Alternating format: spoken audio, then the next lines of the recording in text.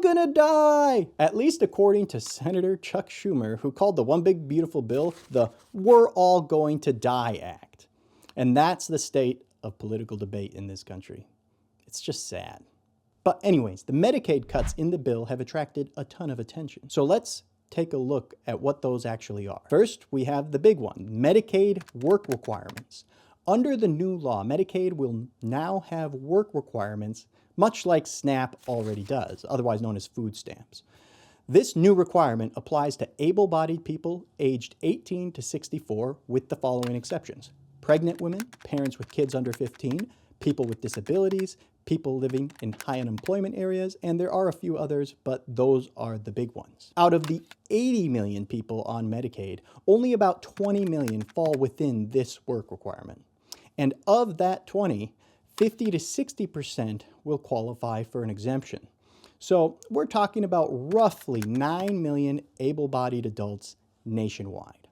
They will be expected to contribute 20 hours of work or volunteering a week to maintain their benefits. And according to the Congressional Budget Office, this will save $344 billion.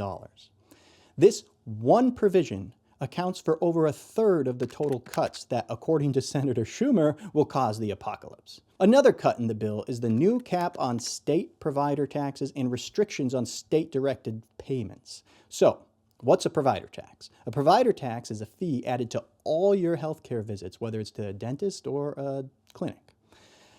That fee funds Medicaid programs, which honestly, side note, to me is the worst way to fund this because you're making every visit to the doctor more expensive. So it takes something already expensive like healthcare and makes it even more expensive for everybody who isn't on taxpayer-funded health insurance. So right now, states can tax providers up to 6% of their revenue. This bill caps that at 3.5% in 2032. And in Minnesota, our provider tax is 1.8%, so really doesn't affect us. Pretending this is some sort of huge cut is not realistic. It's not a cut, it's a cap. And capping them is not an apocalyptic policy move. So now the question is, well, what's a state-directed payment? Now this is a little more complicated, so I'll do my best to explain. A state imposes a tax, like a provider tax, and the federal government matches those funds. The purpose of these federal funds is to cover the costs of Medicaid. So for Minnesota, we have a 1.8% tax across everyone, and the feds match that.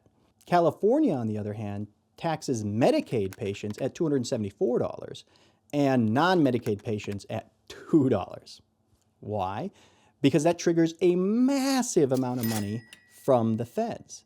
They then use that money from the feds for things totally unrelated to healthcare, like rental deposit assistance. And that's not what this money was intended for. I mean, to me, that's basically fraud. So the bill caps those taxes and it prevents states from using the federal funds for non-Medicaid purposes, because that's not what they were intended for. The CBO says these two changes will save $375 billion. Of the $1 trillion in cuts over 10 years, we've already accounted for over 2/3 of the total amount. The Big Beautiful Bill includes numerous anti-fraud provisions. This is important because in Minnesota, we have had a massive amount of Medicaid fraud. The bill ends automatic renewals without verifying if somebody's qualified, and it requires states to check every 6 months.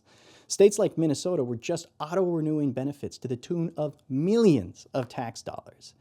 And I think most people believe that we should be checking on these things.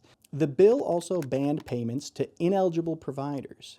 So a provider that was doing something fishy would get put on a list and become ineligible. And added verification and blocking ineligible providers will go a long way in stopping the pervasive fraud in Minnesota. Because before these changes, fraudsters raked in millions of tax dollars, and they used it to charter jets, buy Cadillacs, and shop at Louis Vuitton. The CBO estimates that these anti-fraud provisions will account for $230 billion in savings. So, the One Big Beautiful Bill cuts Medicaid by $1.02 trillion. We have now covered $949 billion. So 94.7% of these cuts are making able-bodied people who can work to maintain these benefits capping provider taxes, and making sure Medicaid dollars go to Medicaid, and verifying that people are actually eligible and cracking down on fraudsters. This isn't the apocalypse. It's sad that it seems our country is totally incapable of having a real public debate. You can certainly disagree with policy in this bill. I mean, I don't even agree with it all. I don't know if 6 months versus annual verification is actually going to be cost effective when you consider the administrative costs. That's an actual policy thing we can talk about. However, dubbing this bill the "We're All Going to Die Act," as Schumer did, is wrong and irresponsible. Let's disagree like adults. I deal with enough tantrums at home already. That covers the vast majority of the Medicaid cuts in the bill. I'll be digging into more of the bill in future videos, so stay tuned.